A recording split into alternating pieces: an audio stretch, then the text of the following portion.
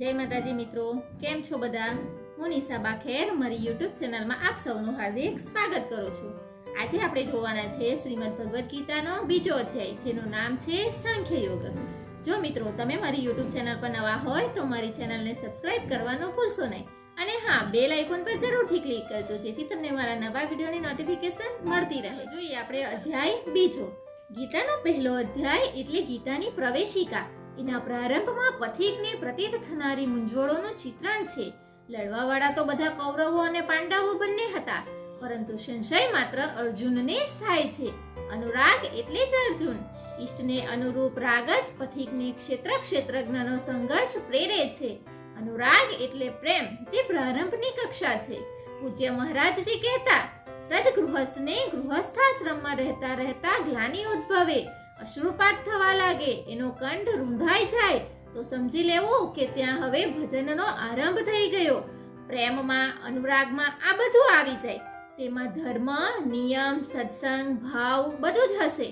ભક્તિ એટલે કે અનુરાગના પ્રથમ ચરણમાં સ્વજનો તરફનો મોહ બાધક થાય છે. પહેલા સૌ કોઈ ઈચ્છે છે કે એ પરમ સત્યને પ્રાપ્ત કરી લઈએ, પરંતુ આગળ વધતા સૌને દેખાય કે આ બધા મીઠા સંબંધોનો ત્યાગ કરવો પડશે, ત્યારે સૌ હતાશ થઈ જાય છે. પહેલા પોતે જેને ધર્મ, કર્મ માનીને કરતો, એટલામાં તે સંતોષ માનવા લાગે છે. એના સમર્થન માટે તે પ્રચલિત રૂઢિઓનું પ્રમાણ પણ રજૂ કરે છે. જેમ અર્જુને કહ્યું કે કુલ ધર્મ સનાતન છે, યુદ્ધથી સનાતન ધર્મનો લોપ થશે, કુલ ક્ષય થશે, સ્વચ્છંદાચાર ફેલાશે. આ અર્જુનનો ઉત્તર ન હતો, પરંતુ સદગુરુ મળ્યા પૂર્વે અપનાવાયેલી એક ખોટી રીત હતી. આવી જ ખોટી પદ્ધતિમાં ફસાઈને માનવી જુદા જુદા ધર્મ, અનેક સંપ્રદાય, નાના મોટા જૂથો અને અસંખ્ય જાતિઓની રચના કરી લે છે. કોઈ નાક દબાવે છે તો કોઈ કાન વીંધે છે. કોઈને અડવાથી માત્ર ધર્મ નષ્ટ થઈ જાય છે, તો ક્યાંક રોટી પાણીથી ધર્મ નષ્ટ થઈ જાય છે. તો શું અડવું, આભળવું એ દોષ છે? કદાપી નહીં. દોષ આપણા આ ભ્રમ ફેલાવનારાઓનો છે. ધર્મના નામે આપણે કુરીતિઓ, કુરિવાજોનો ભોગ થયા છીએ, તેથી દોષ આપણો છે. એના સમયમાં કેશકંબલ નામનો એક સંપ્રદાય હતો, જેમાં કેશને વધારી તેનો કામડાની માફક ઉપયોગ કરવો તેને પૂર્ણતાનો માપદંડ માનવામાં આવતો. કોઈ ગૌવ્રતિક એટલે કે ગાયની જેમ રહેનારો હતો, તો કોઈ કુકર વ્રતિક કૂતરાની જેમ ખાનાર, પીનાર કે રહેનાર હતો. બ્રહ્મ વિદ્યાને આ કશા સાથે સંબંધ નથી. સંપ્રદાયો અને કુરિવાજો, રૂઢિઓ પહેલા પણ હતા, આજ પણ છે. ઠીક તે જ પ્રમાણે કૃષ્ણ કાળમાં પણ સંપ્રદાયો હતા અને કુરિવાજો એટલે કે રૂઢિઓ પણ હતા. તેમાંના એકાદ કુરિવાજનો શિકાર અર્જુન પણ થયો હતો. 4 તર્ક રજૂ કર્યા. 1. યુદ્ધથી સનાતન ધર્મ નષ્ટ થઈ જશે. 2. વર્ણશંકર પ્રજા પેદા થશે. 3. પિંડોદક ક્રિયાનો લોપ થશે. અને 4. અમે લોકો કુલક્ષય દ્વારા મહાન પાપ કરવા તત્પર થયા છીએ. આ બાબતમાં યોગેશ્વર કૃષ્ણે કહ્યું. સંજય ઉવાચ. આપણે જોઈએ શ્લોક નંબર 1.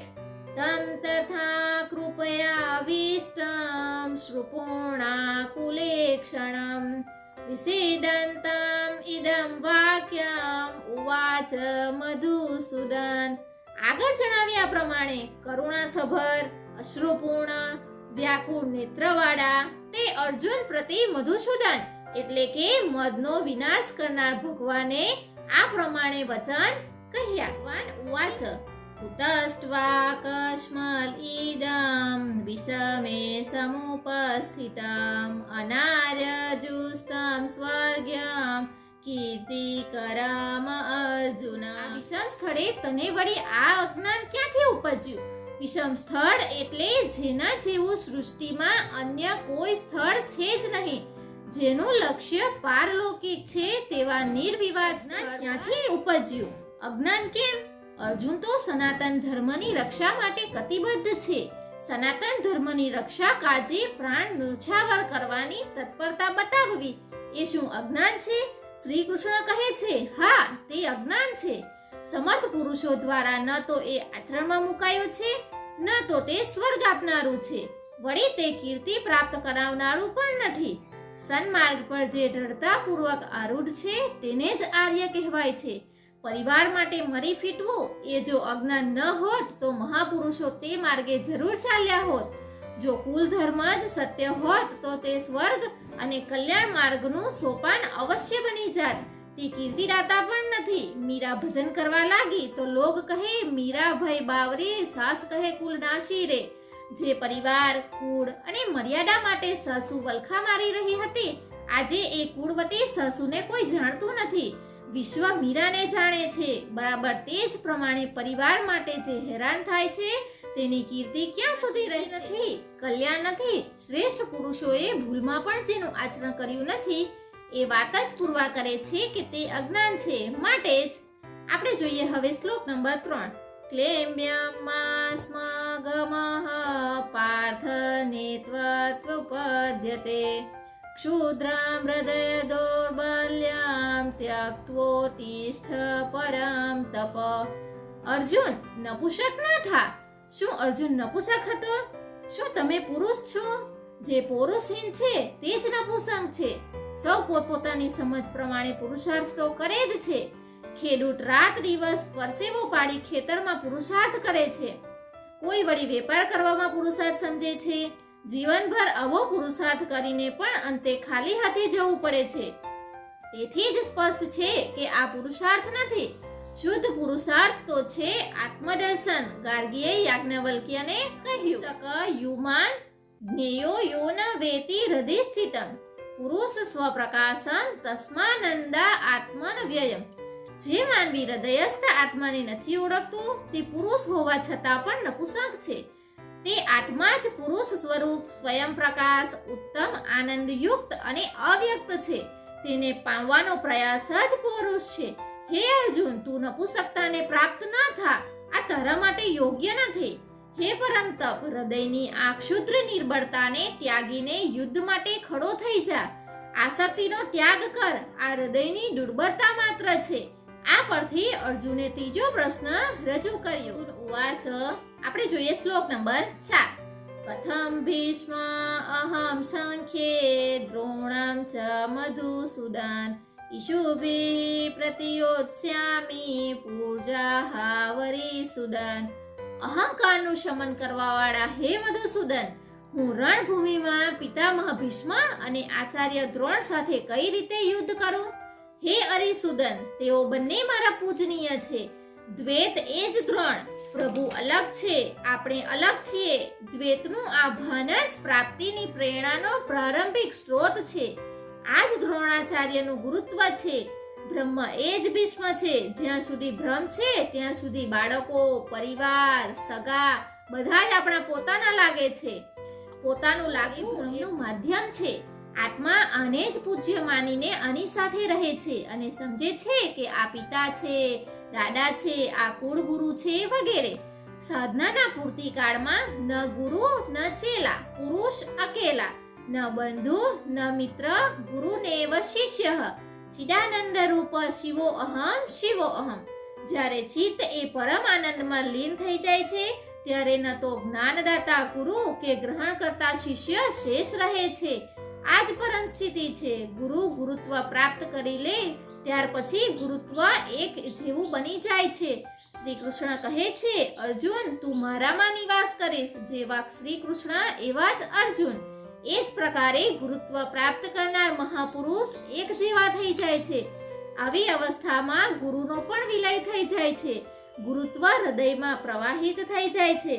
અર્જુન ગુરુપદને ઢાલ બનાવીને આ સંઘર્ષમાં પ્રવૃત્ત થતા ડરે છે. તે કહે છે. હવે શ્લોક નંબર 5.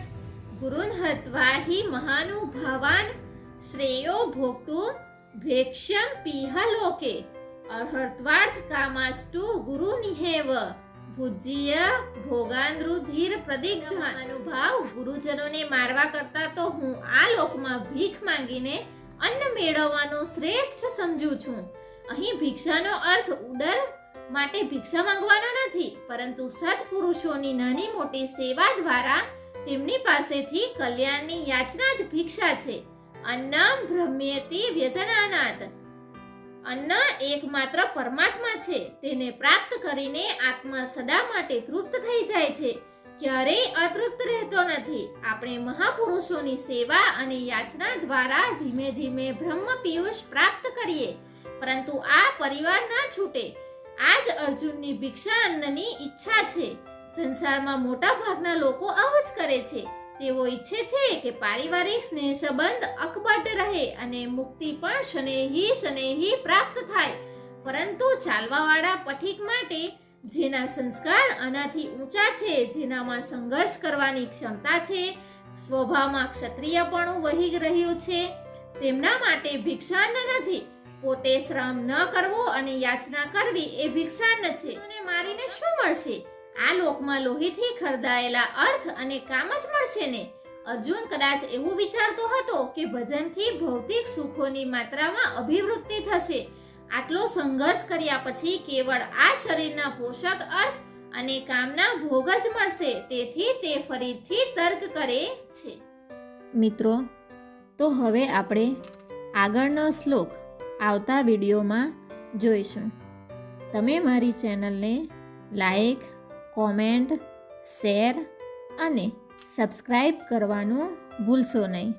જય માતાજી.